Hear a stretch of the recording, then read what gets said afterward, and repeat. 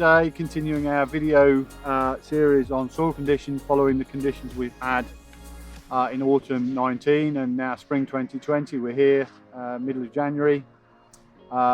We've moved to a site in the Cambridgeshire Fen near Warboys in Cambridgeshire on a farm that's been implementing the principles of the videos that we made at Brampton back in 2016, and today I'm here with my colleague George Baxter, who works in this area, and George is one of the younger agronomists in our business that we've trained to carry out our healthy soils assessments. So George has been doing that for well over a year now, and we're going to within this set of videos go through how the principles of shallower tillage, utilising residue on the surface of our soil, focus on blackgrass control as well, has allowed the soil to function well and manage water well through its profile here in these fen soils. So these are much heavier soils than the previous videos we made of the poor conditions on the silts around Boston. Much heavier soils, a little bit more organic matter in these as well, but certainly another area where ponding of water on fields is a major feature this year, and we'll show you that we don't have ponding on these fields and why that's the case. George, we were talking earlier about oilseed rape. We happen to be in a field of oilseed rape now, which we had to re-drill this because of cabbage stem flea beetle. But we're going to talk about the soil condition today rather than get bogged down in that one. We were talking earlier about oilseed rape and wet feet and the fact that the crops might not come through. What's your experience been in the fen this autumn?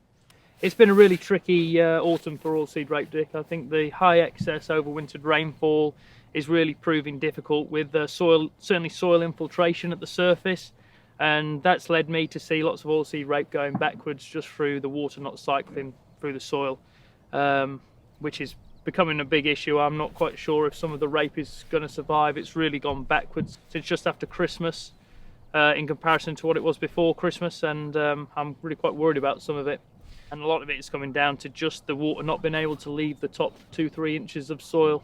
But with soil adequately dry underneath, when I've been digging down, you just have to wonder why it's not quite cycling how we'd like it. Certainly our soils inspections are indicating that it's not drainage that's the issue, it's water infiltration into the surface. Do you think that's having the major impact on the oilseed rape rather than drainage, which a lot of growers will consider is the issue? Definitely. Having taken the spade to a few fields, the soil is actually quite dry underneath, but that top 2-3 inches is just really saturated and the water's struggling to get through.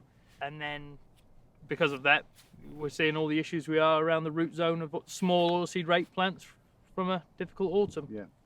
So we've dug a hole here in this field just to have a good 2 spade depth again, similar to the one we did in the maize back up at Boston. George, do you want to take us through the sort of the profile and what you're seeing within this soil? Yeah, absolutely. So what I was talking about earlier, you can see a sort of glaze on the soil all the way down to depth, and that's the water running through the aggregates.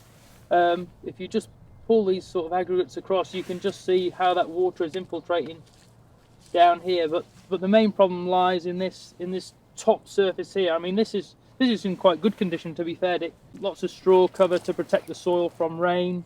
It's slightly running together, but that's just due to the excess overwinter rainfall, I think.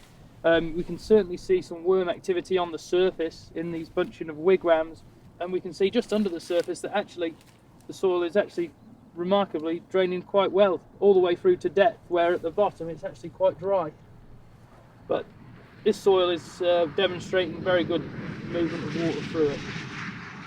I think that's what we've seen in all the holes we've dug so far, is actually the soil at quite a low depth actually is surprisingly dry, and it's the water being held up, slow passage of water through the soil surface that is a key feature of this year, is what's causing us the problems.